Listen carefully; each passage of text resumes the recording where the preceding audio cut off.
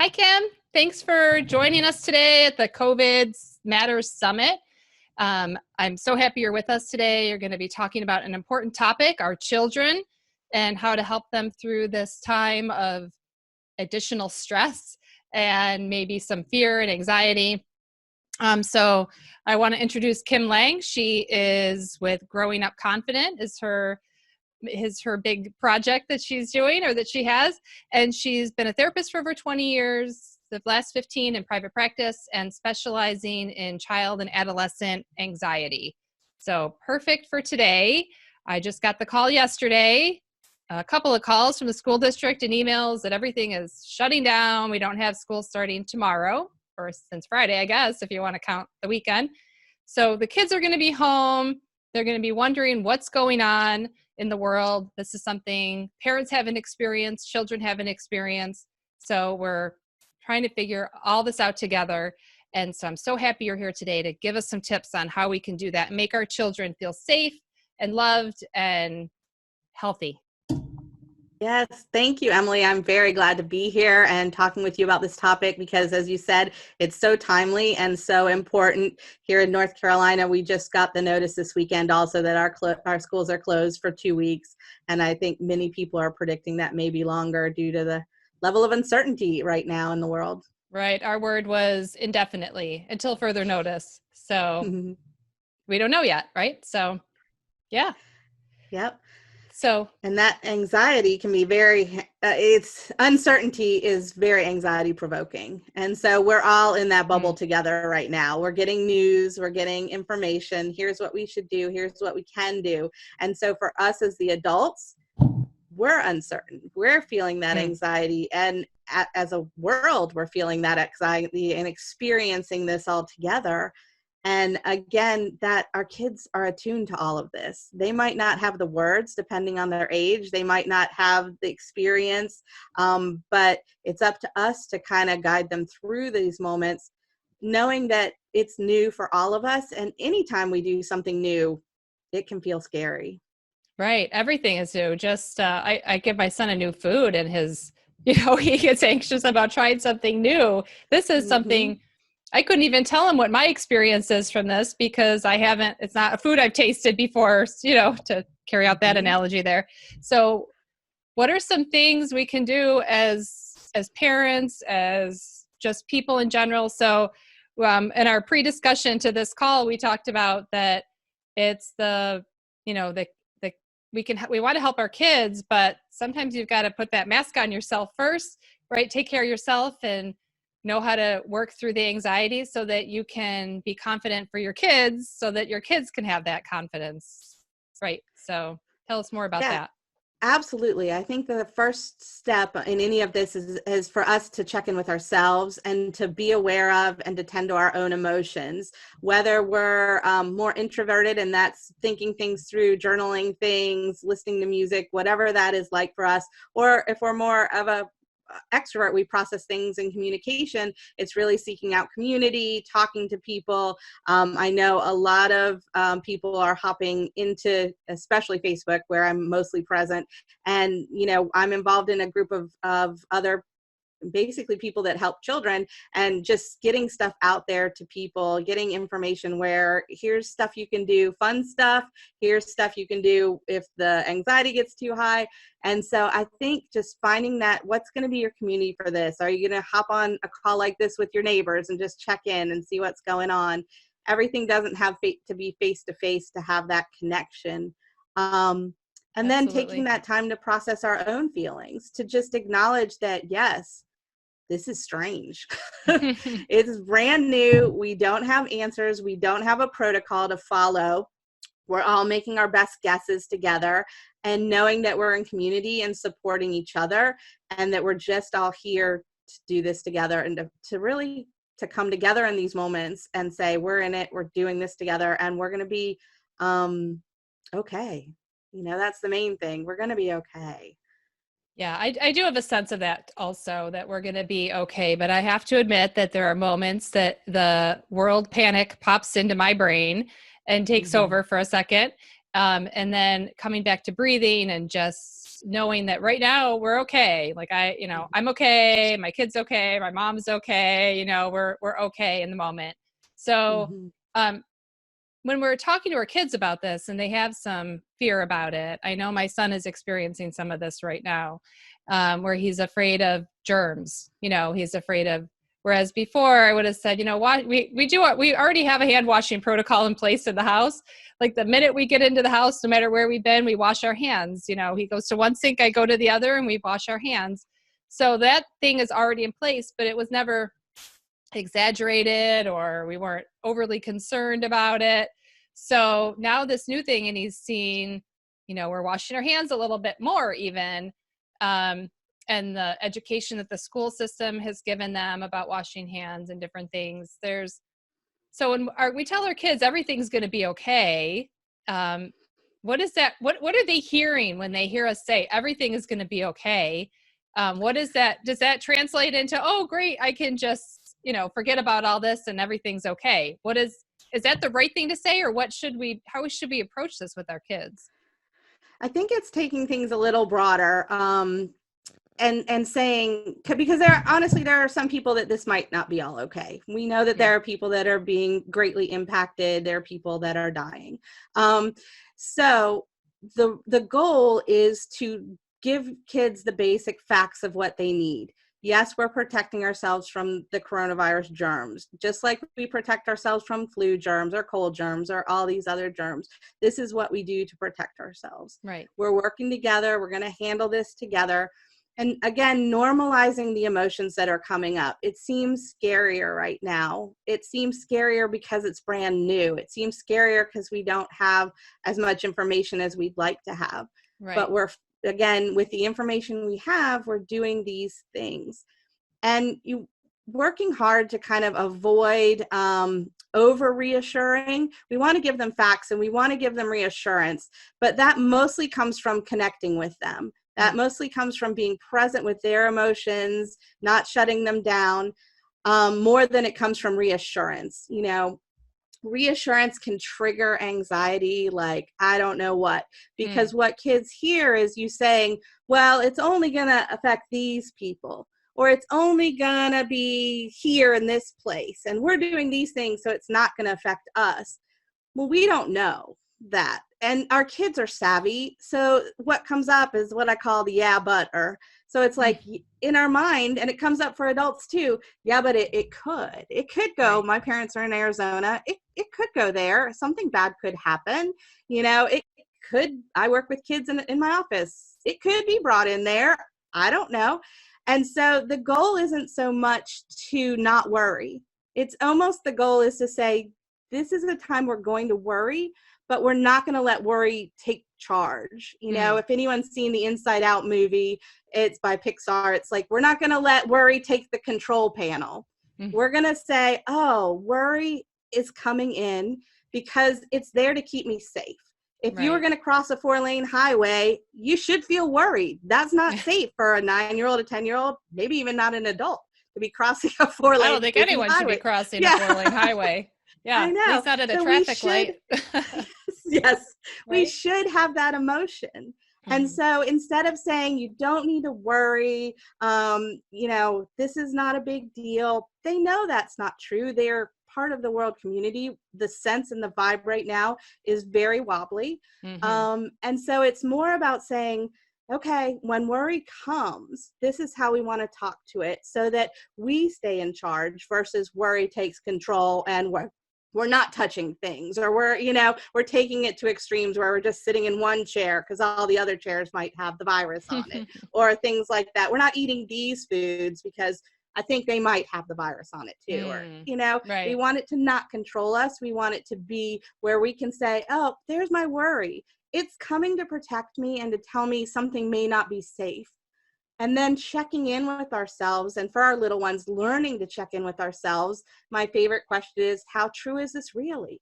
Right. How true is it that I'm not safe really? And usually the answer is it's not likely or not true. Or not likely is a good one for this. It's not likely that that's going to happen to my family. It's not true. It's going to happen to my family.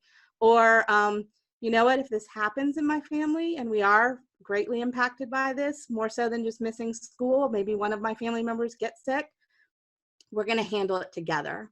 Right. And so kind of those are the messages. Either it's not true, it's a garbage can thought, we can throw it away, it's not likely, or we can handle it together.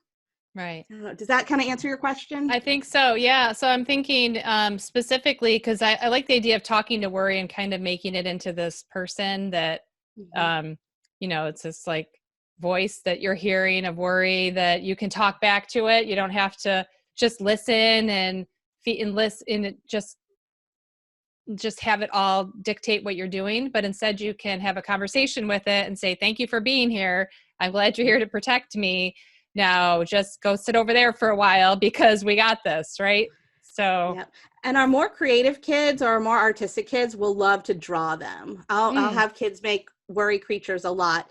And one thing I teach that's a little bit different from what other people teach about how to navigate or quiet worry or anxiety is that I don't teach kids to battle it. I teach kids to choose to listen to it or not to listen to it. But a lot of other people will teach you need to battle it, you need to boss it back, you need to defeat it. But it's part of us. Yeah. It's part of who we are, and we're never going to crush it. Having anxiety and worry is a normal part of the human experience. Sure. And why would we want to crush a part of ourselves anyways? I never quite got that. Yeah. So it's definitely about saying, here it is. This is what it's for. Just like anger comes, if it's true anger, when something's unfair or unjust. And, anxiety comes when something's uncertain or unsafe. And so then we just have to work with what it's trying to do. And if it needs to take control in the situation like the 4-lane highway, or if it doesn't, because I know that the adults in my world are handling this and making all the best choices they can. And my choice right now is just to wash my hands more. And cough into my arm. Right. Yeah. And just looking at like what is happening in this moment right here. Am I safe right now? And 99.9% of the time, the answer is yes. Right. So I created a tool. I teach kids. It's called STAR, which is just the S is stop. The T is take a breath. The A is and the R is right now, or if they're a little older, refocus on right now. So it's just a way you can say STAR, and they just stop, take their breath. Yeah, I and like right that. Right now, I'm in my house playing with my Legos. Have fun. That's okay, right? Yeah, have fun. That sounds like a great day. Yeah. Is there a difference in how we should talk to our kids based on their age? So there's going to be from the little kids that maybe aren't really aware of what's going on to maybe toddlers that are a little bit more aware to, school age children, adolescents, and upward. Are there differences in how they are perceiving this information and how we can make the world safer for them in their mind? Yeah, I think, well, definitely, the amount of information shared gets greater as kids get older. And the other thing that I think is something to consider is how much this is impacting your kid personally. So it's going to be a different discussion if you have a grandparent in the hospital right now. It's going to be a different discussion if you've always homeschooled and your kids still have school every single day. Yeah, they don't get a break, huh? It's going to be a very different discussion depending on what your child is seeing or experiencing. And so I think it's that judgment call of like, what information do they need to understand their experience? So it's that connection of the left brain and the right brain. Like, here's the experience, here's all the facts of what's going on, and then here's the emotions that it may be creating or it may not be creating, and checking in on those kind of things, like what's their experience. So I don't think there's a right or a wrong. I definitely want everyone to be gentle with themselves. We're all figuring this out. We're all kind of scrambling for information, but I can tell you with other... I'm sorry, go ahead. Go ahead. I was just going to say we might say the wrong, like the quote unquote wrong thing sometimes. And we have to forgive ourselves for that and try to make a better statement or go back and rediscuss something that maybe didn't go so well the first time around.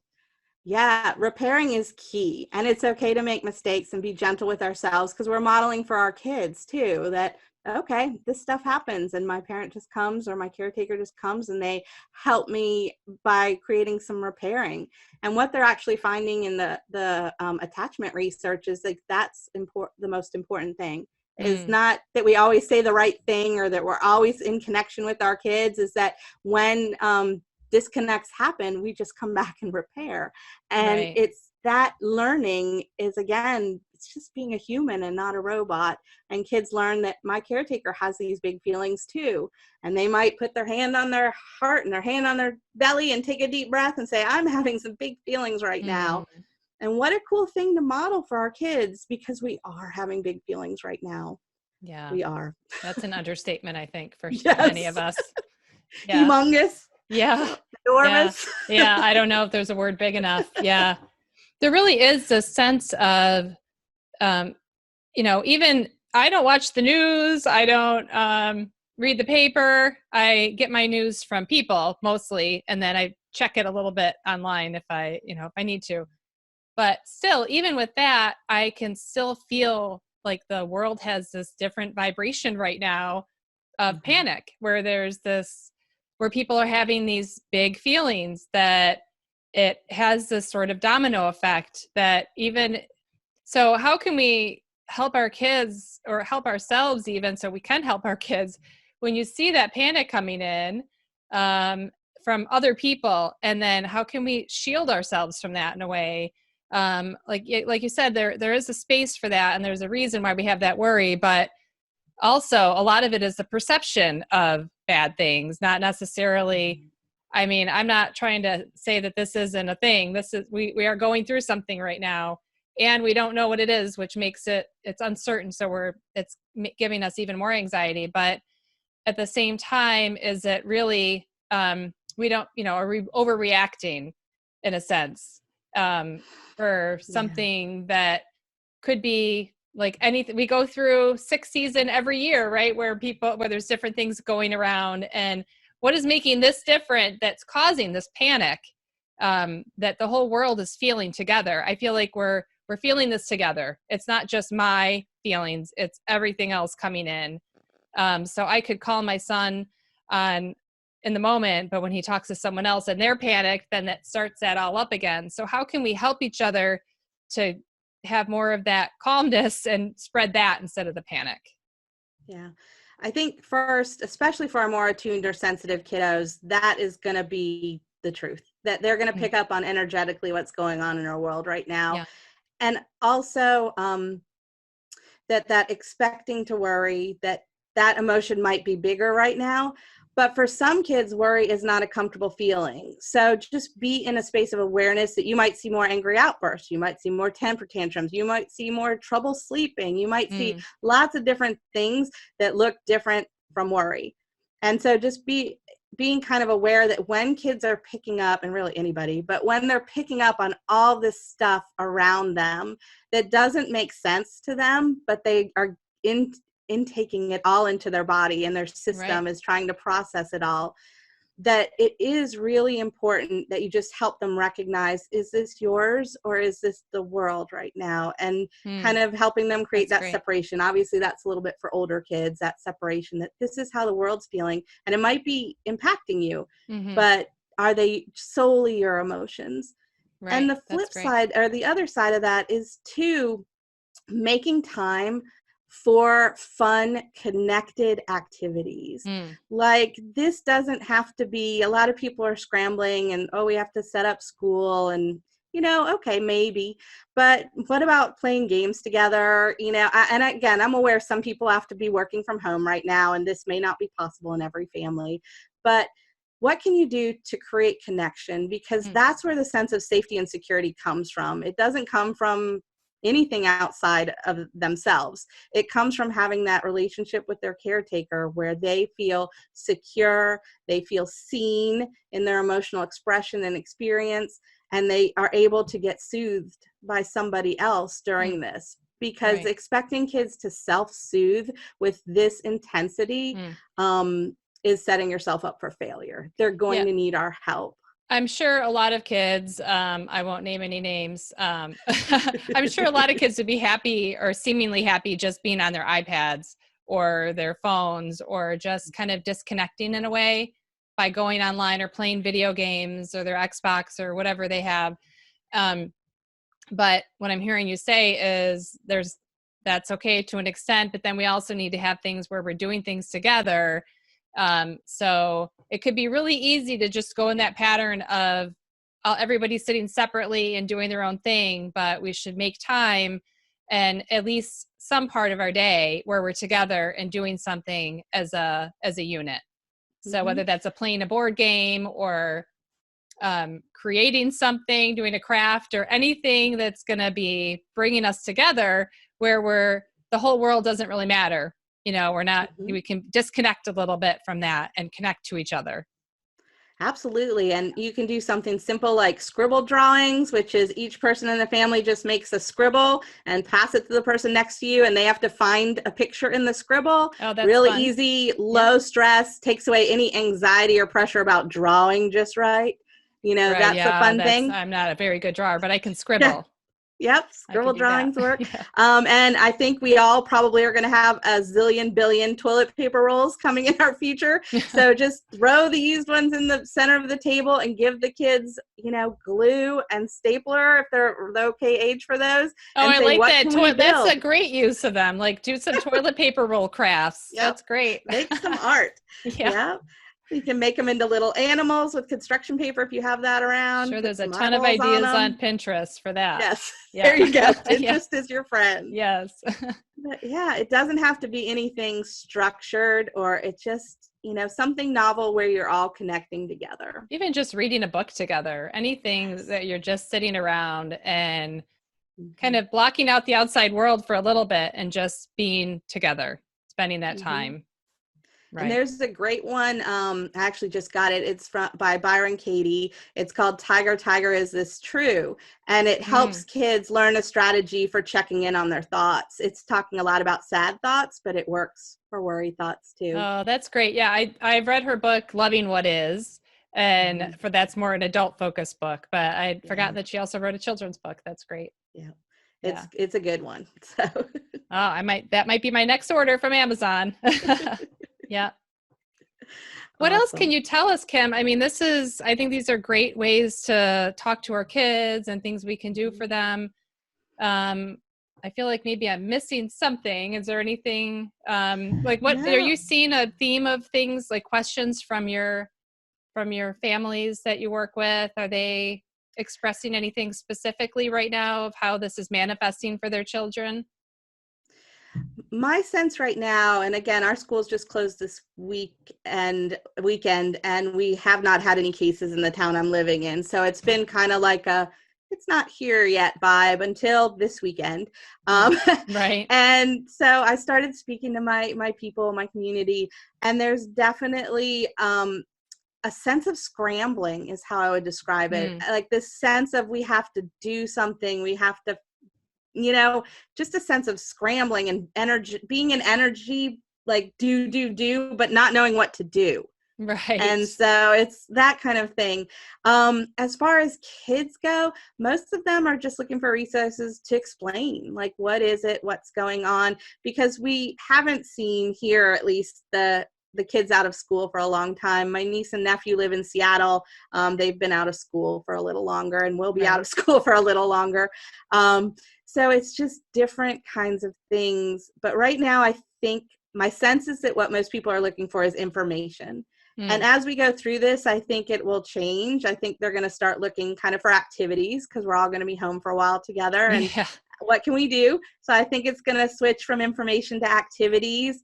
And, all through there are what I call co-creative conversations. So how can we just keep the conversation lines open between ourselves and other adults and between ourselves and our kids so that it's not like something weird or that they have to make up what's going on in their own mind, that they have to make up the story of why I'm home from school because I don't really know.